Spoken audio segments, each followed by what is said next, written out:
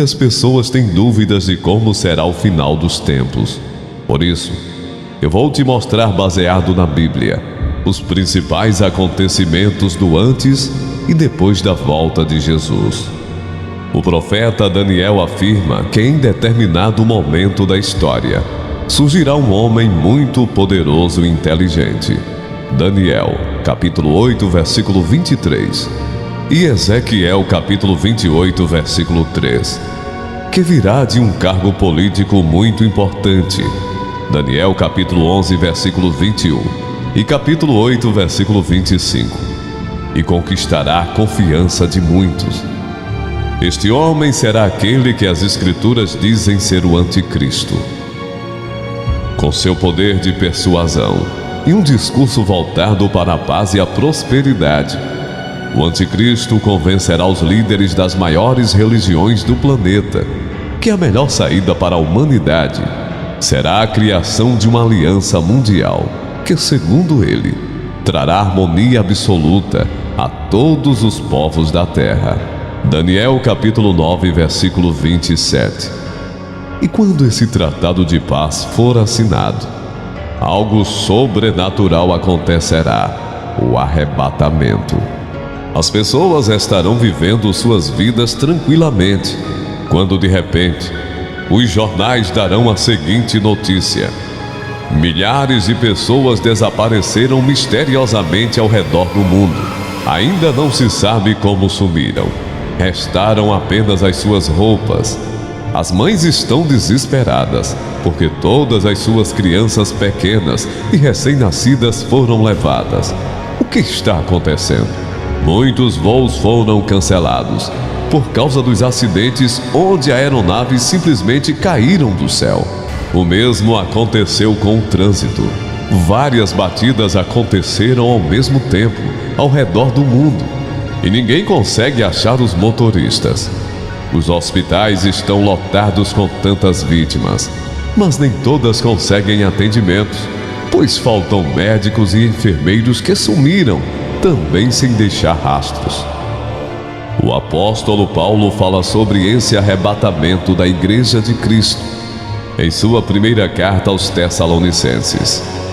Irmãos, quanto aos tempos e épocas, não precisamos escrever-lhes, pois vocês mesmos sabem perfeitamente que o dia do Senhor virá como ladrão à noite. Quando disserem paz e segurança, então de repente a destruição virá sobre eles, como dores à mulher grávida, e de modo nenhum escaparão. Mas vocês, irmãos, não estão nas trevas, para que esse dia os surpreenda como ladrão. Vocês todos são filhos da luz, filhos do dia. Não somos da noite nem das trevas. 1 Tessalonicenses capítulo 5, versículos 1 a 5. Você já parou para pensar no caos que o arrebatamento irá causar em todo o mundo? Milhões de pessoas sumindo do nada. Câmeras de segurança registrando o desaparecimento repentino das pessoas. Esse será o início do fim. Enquanto isso, o Anticristo continuará a ganhar espaço e, em pouco tempo, se transformará no grande líder do planeta. O início de seu governo será de muita paz, pois ele convencerá os líderes de todos os países de que, com ele à frente da política, da fé e da economia, tudo caminhará bem e que todos serão felizes. O Anticristo será um homem muito complexo, diferente de todos os outros homens que já pisaram na terra. Ele será soberbo, mas ao mesmo tempo gentil. Terá uma postura ameaçadora, mas também transmitirá tranquilidade ao mundo. Sua sabedoria e carisma conquistarão a todos e farão dele a pessoa mais admirável e querida entre todos os habitantes do planeta. Apocalipse capítulo 13, versículo 4. Tudo isso vai torná-lo o homem mais notável e importante de todos os tempos. Os palestinos reconhecerão Israel como nação, e concederão uma parte de seu território para que um terceiro templo do Senhor seja construído. Em contrapartida, os judeus vão ceder parte da cidade de Jerusalém para que lá seja criada a capital da Palestina. Essa aliança do anticristo, porém, só trará uma paz temporária e superficial a Israel e ao seu povo. No início ela será reconfortante, mas depois de 3 anos e meio, ela será quebrada, e os gritos de alegria serão substituídos pelos de aflição. Como todas as obras de Satanás, a felicidade se transformará em dor e violência. Será o início do período da grande tribulação. Além disso, uma série de catástrofes naturais vai começar a assolar a Terra. Florestas incendiadas, vulcões em erupção, maremotos, terremotos, tsunamis. Tudo isso trará medo e angústia àqueles que ficaram para trás.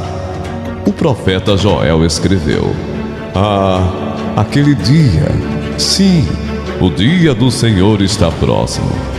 Como destruição poderosa da parte do Todo-Poderoso, ele virá. Joel capítulo 1, versículo 15. O mundo entrará em colapso e a grande maioria dos países enfrentará uma crise jamais vista na história.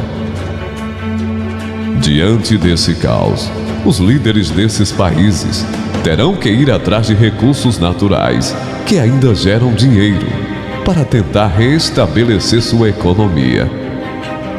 E isso causará muitas guerras, pois não haverá recursos para todos. É claro que ninguém estará em boa situação nesse momento, mas algumas grandes potências mundiais se sairão melhor nessa batalha. Imagine só a opressão em cima dos países menores, que possuem recursos valiosos como água, minérios e petróleo. Provavelmente serão massacrados pelos grandes. Nesse momento, as alianças políticas não serão mais as mesmas. Todo mundo será mais egoísta, pois terá suas próprias prioridades. Após destruir os pequenos, os grandes países lutarão entre si, em busca de sua sobrevivência e manutenção de sua soberania. Bombas nucleares, armas biológicas e químicas, tudo isso ajudará a acabar com um pouco de comida e de água que sobraram no mundo. Resultado: ou as pessoas morrem pela guerra, pela sede ou pela fome. Isaías capítulo 24, versículo 20 e 21. O último cavaleiro do Apocalipse, a morte, reduzirá a população mundial de forma drástica, e os sobreviventes vão se tornar refugiados, migrando de um lado para outro, tentando escapar do foco dos conflitos entre as poderosas nações. O anticristo ficará ainda mais poderoso e, aparentemente, ninguém será forte o suficiente para lutar contra ele. Sua prepotência será tão grande que ele desafiará o próprio Jesus, que voltará à terra cheio da glória de Deus e o derrotará naquele que será chamado de Batalha do Armagedon. Apocalipse capítulo 16, versículos 16 a 21. Em seguida, Cristo aprisionará Satanás por 1000 anos. Esse será o tempo de paz e descanso para as pessoas que restaram no planeta. É nesse momento que aqueles que foram mortos pelo anticristo, por causa de sua fidelidade ao Senhor, serão ressuscitados. Em Apocalipse 20 está escrito assim: Vi as almas dos que foram decapitados por causa do testemunho de Jesus e da palavra de Deus. Eles não tinham adorado a besta nem a sua imagem, e não tinham recebido a sua marca na testa nem nas mãos.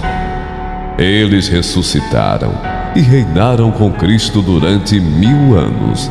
Apocalipse capítulo 20, versículo 4.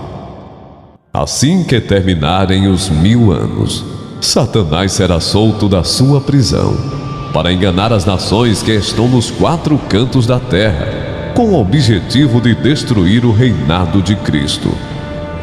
A Bíblia diz que o número de soldados desse exército maligno será tão numeroso quanto a areia do mar.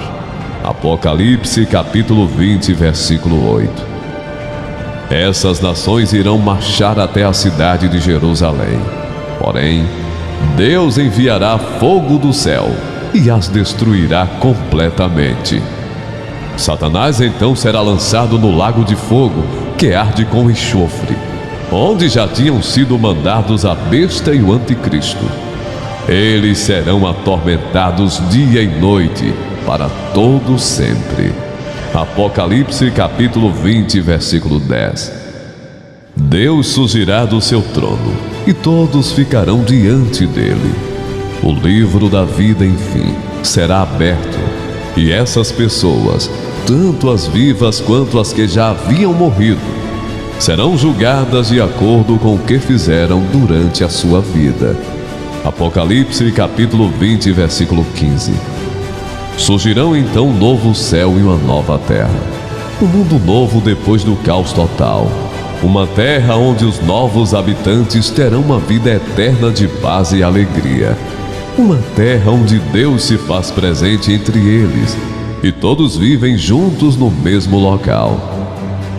Um lugar onde não existe tristeza, dor ou sofrimento. Não haverá mais luto, pois a morte já não existirá.